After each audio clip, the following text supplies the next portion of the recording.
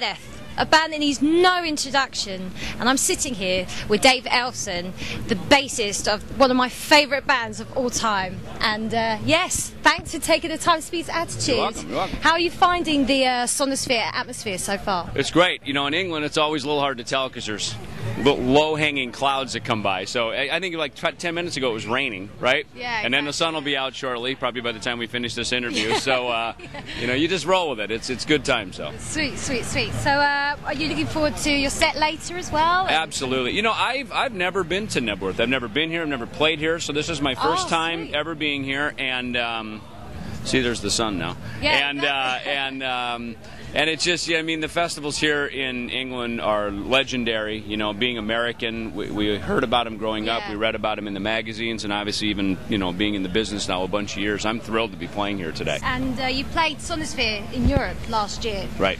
And now you're playing Sonisphere here. Yes. So what do you think the difference is between last year's performance and the performance in the UK is going to be?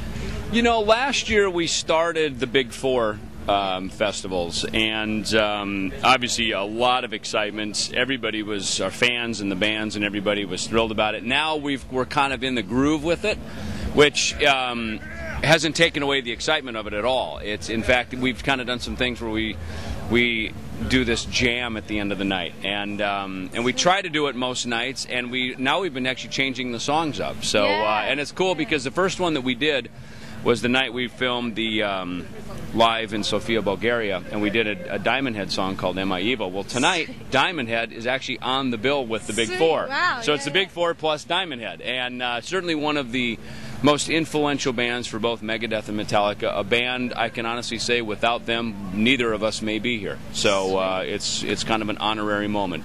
Sweet, wow, crazy. And when you were kids, like growing up in LA, and you were kind of, you know, kind of listening to UK metal bands, did you ever think you'd end up being like part of playing with old friends from back in the day and playing such a big UK festival? You know, what's interesting about that is that, you know, growing up, I mean, I had like the Castle Donington record, and of course, again, you know, I'd see these ads in magazines for Nebworth and these things, you know, and you see these bands, what I grew up with, you know, Scorpions, Iron Maiden, Motorhead, that played these festivals, and it's interesting because now we are those bands, you know, we are the next generation, but we are those bands, and now we're the ones doing the hang, and you know, it's sort of like, that's what's cool, I guess, especially with metal music, is the torch kind of gets handed off. Yeah, definitely. And now we've handed our torch off to a lot of the younger, newer bands that are coming up the ranks, and they'll eventually hand it off. And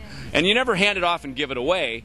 You keep your share of it, you know what I mean? But it's cool that you kind of keep passing the legacy on, you know, so that this thing keeps going for generations that come up the ranks behind us, so they get to experience it and also put their own stamp on it. And for some of our geekier musicians, what gear will you be playing with today? Any sort of pedals, any sort of bass guitar? You know, my rig is really simple. I use Harkey bass amps and Jackson basses, and that has been a part of what many have dubbed the legendary thrash metal bass tone, you know, and it's real simple. I mean, I use a wireless unit. I have one little effects pedal, a little stereo chorus for only if we do like maybe Poison Was the Cure, or you know, little intro pieces and things like that. But other than that, my thing is really simple, because at the end of the day, you know, you've got these sound systems with millions of watts of power, but ultimately when you're using a wireless system, your entire show rests on the 9-volt battery in your little transmitter, kind of like you, right? Yeah, exactly. You're at a remote location here. If the battery dies, interview over. Well, if the battery dies, show's over. It's kind of scary to think you've come all this way after all these years and your whole career still rests on a 9-volt battery. You know?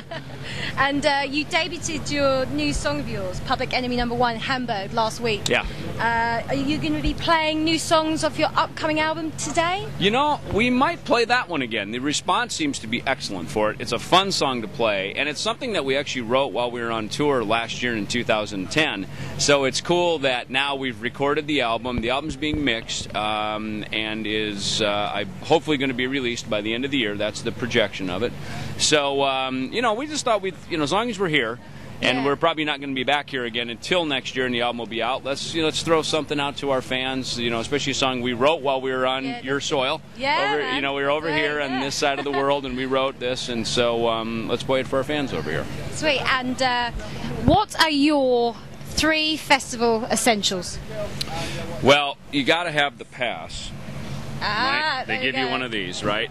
Because quite honestly, they don't care who you are out here, right? To them, to the security, you're just another long hair causing trouble. Yeah. Right? So if you got one of these, it'll get you back here, Safe haven. That, certainly some sunglasses, which you only use half the time in England, and a rain jacket, A good rain jacket. Yeah, got to have that.